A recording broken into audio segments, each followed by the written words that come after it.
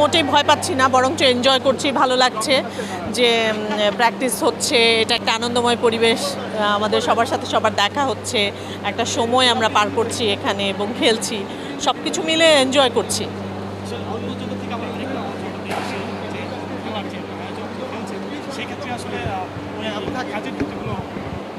না না না, এখানে অন্য জগতের কিছু না, এটা সব আমার জগৎ।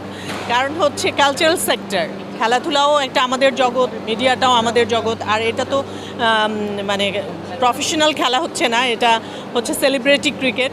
সো এখানে ভয়ের কিছু নাই বা এখানে ডিস্টারবেন্সের কোনো কিছু নাই।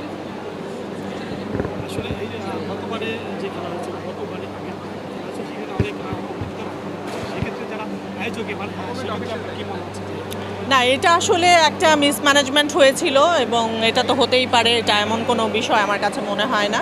আশা করছি এরকম কোনো কিছু এবার হবে না, এবার অনেক সুন্দরভাবে আমরা আমাদের পুরো সময়টা পার করতে পারবো, খেলাটা শেষ করতে পারবো।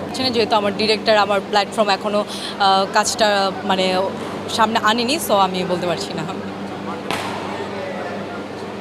মাঠে নেমে কেমন মনে হচ্ছে? মাঠে নেমে তো খুব ভালো মনে হচ্ছে। আমার ফার্স্ট এইসব মনে হয়েছে যে বোর ফিল হবে বা খেলতে পারবো না, বাট সবার সাথে দেখা হচ্ছে, কথা হচ্ছে, ভালো লাগছে।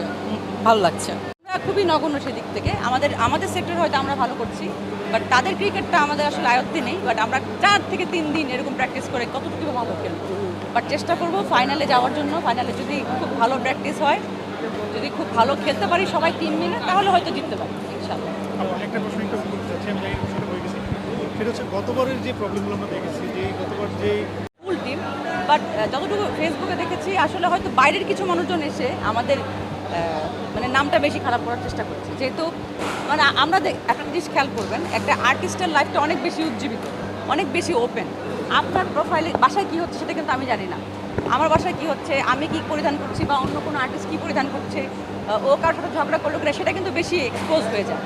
তো যদি একটু তর্ক বিতর্ক থাকে, সেটা মনে করেন আর একটু মাশাআল্লাহ আপনারা অনেক মশলা দিয়েও বাড়ায় দেন। বাট আমাদের কিছু কিছু মানুষ আছে যারা হচ্ছে নিজেদের নাম নিজেরা খারাপ করতে পছন্দ করে, সবার ঘরেই বাড়াবাড়ি ঝগড়াঝাটি হয়। তো এটাকে একটু বেশি করে যারা ওখানে ছিল না তারা একটু বেশি বাড়তি করে এটাকে বাইরে বলাভাবে প্রচার করেছে। বাট আমাদের মধ্যে সত্যি কথা অনেক ভ্রাতৃত্বপূর্ণ। আমার কাছে মেমোরিগুলো হচ্ছে ওই সুন্দরগুলাই, যখন আমরা অন্য দল জিতলেও আমরা 6টাকে এনজয় করার জন্য ঢোলের সাথে নাচ করেছি, গান করেছি। আমার কাছে স্মৃতিটা ওইটাই, আমার কাছে কোনো নেগেটিভ স্মৃতি সিসিএলের নেই। আর এখান থেকে শুরু হচ্ছে আরও ভালোভাবে, চেষ্টা করবো সবাই নর্মালভাবেই সব কিছু মিটমাট করার জন্য। এই তো আপনারা আমাদের ওই মধুর স্মৃতিটাই মনে রাখেন, মধুর স্মৃতি তৈরি করতে পারি, সেটাই